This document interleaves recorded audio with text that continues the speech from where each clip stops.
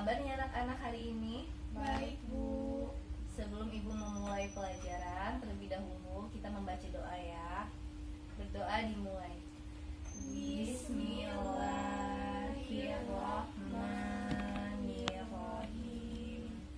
Raditu billahi rabba wa bil islami dina wa bil muhammadin nabiyya wa rasulah. Rabbi zidni ilma warzuqni fahma. Amin.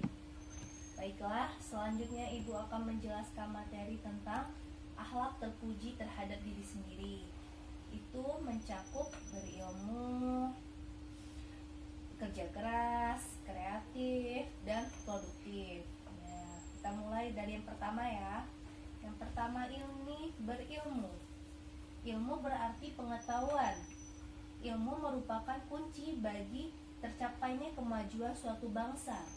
Bangsa yang maju adalah bangsa yang memiliki ilmu pengetahuan yang luas. Oleh sebab itu, setiap muslim harus memiliki semangat untuk meningkatkan kemampuannya dalam berbagai bidang ilmu pengetahuan guna mencapai kemajuan. Nih, di sini ada dalilnya.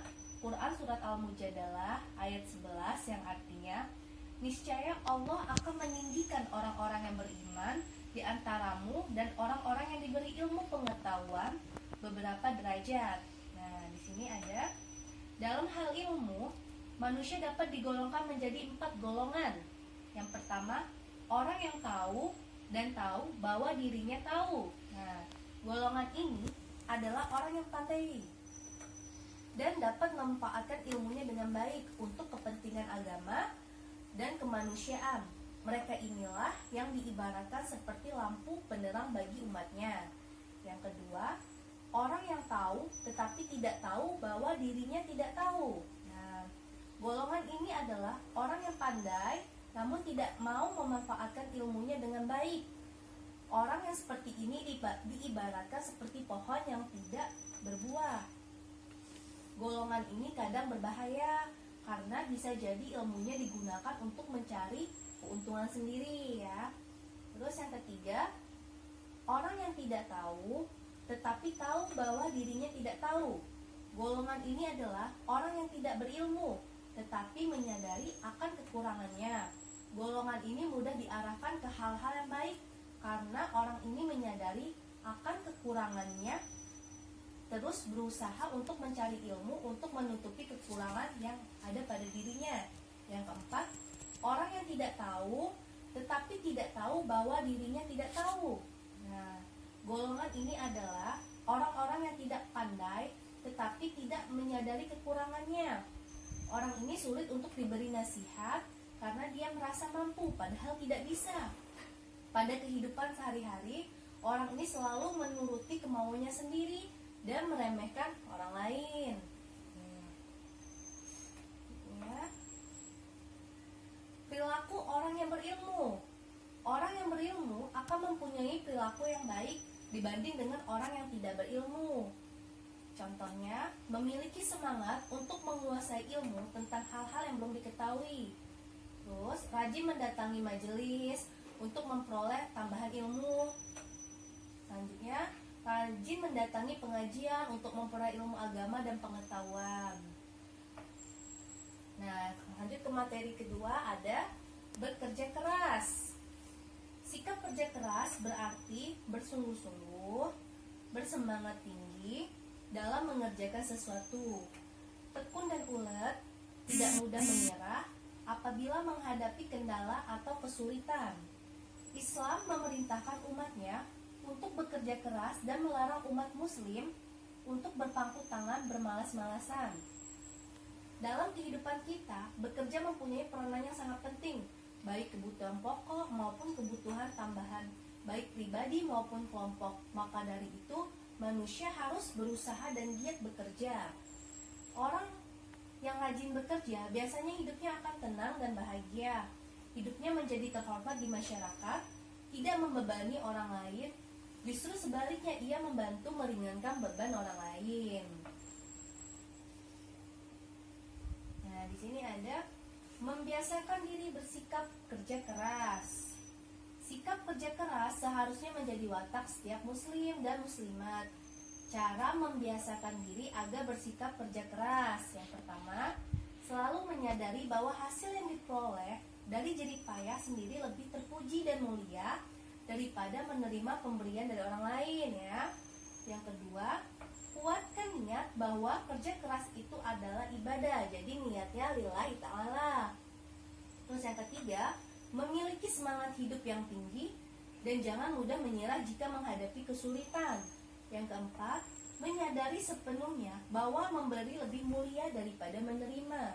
Yang kelima, menghindari sesuatu yang melanggar aturan agama.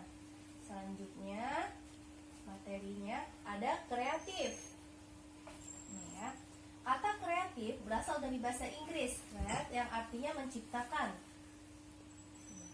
Secara istilah, kreatif berarti memiliki kemampuan untuk menciptakan atau menghasilkan sesuatu yang baru, atau perilaku produksi suatu respon atau karya yang baru dan sesuai dengan tugas yang dihadapi. Ya. Islam mendorong umatnya agar kreatif. Hal ini dibuktikan dengan turunnya surat Al-Alaq ayat 1-5. Pada hafal kan?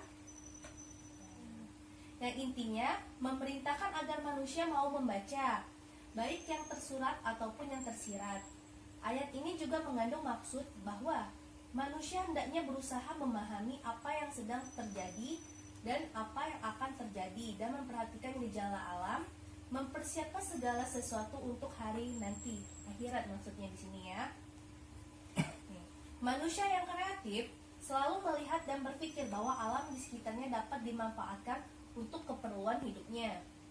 Karena manusia yang kreatif sadar sepenuhnya bahwa segala sesuatu yang diciptakan oleh Allah bukanlah hal yang sia-sia belaka. Di sini ada faktor pendorong kreativitas. Itu ada 7. Yang pertama, banyak membaca. Yang kedua, sering mengamati.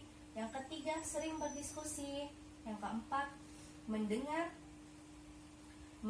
keluhan, kritik dan saran. Yang kelima, mengagumi dan menikmati alam. Yang keenam, berpikir tidak mengikuti logika umum. Ketujuh, berdoa dan memohon petunjuk pada Allah. Terus ada contoh perilaku kreatif. Itu ada 3 contohnya. Yang pertama, pemanfaatan limbah kotoran sapi itu menjadi biogas. Terus pemanfaatan limbah plastik menjadi aneka kerajinan tangan.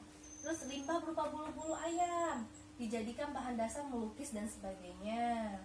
Selanjutnya materi terakhir ya, itu produktif. Produktif menurut bahasa artinya dapat menghasilkan. Menurut istilah artinya adalah mampu menghasilkan sesuatu dengan berbekal kepandaian, kecerdasan, dan keberanian. Mencoba atau potensi yang dimiliki oleh seseorang untuk berkarya dalam segala bidang sesuai dengan bidang dan keahliannya. Terus, produktif sangat luas cakupannya. Ada yang bersifat ekonomis dan material, dan ada yang bersifat imaterial, spiritual. Iman adalah pendorong yang amat besar untuk meningkatkan produktivitas. Produktivitas tidak akan meningkat tanpa adanya kerja dan karya. Karenanya, produktif bisa juga dikatakan lawan dari sifat malas. Bekerja dengan sempurna merupakan langkah-langkah yang paling efektif untuk meningkatkan produktif, yaitu kerja yang didasari atas kejujuran dan keikhlasan dan mampu memberi kemanfaatan bagi umat manusia. Ini dalam hal pemanfaatan waktu, Islam juga menganjurkan agar kita pandai dalam mengisi waktu yang ada produktif agar kita tidak termasuk orang yang merugi sebagaimana dijelaskan dalam Quran surat Al-Asr ayat 1-3 yang artinya, demi masa sesungguhnya manusia itu benar-benar dalam kerugian kecuali orang-orang yang beriman dan beramal soleh, berwasiat dengan kebenaran dan berwasiat dengan sabar. Manusia yang produktif antara lain memiliki sikap. Yang pertama, disiplin dan mau menghargai waktu. Yang kedua, selalu ingin berkarya sesuai dengan kemampuan. Yang ketiga, tekun dalam bekerja. Yang keempat, gemar membaca. Yang kelima, memiliki pola hidup hemat dan tidak boros. Yang keenam, bertanggung jawab terhadap apa yang dijalankan. Ketujuh, tidak mengenal putus asa.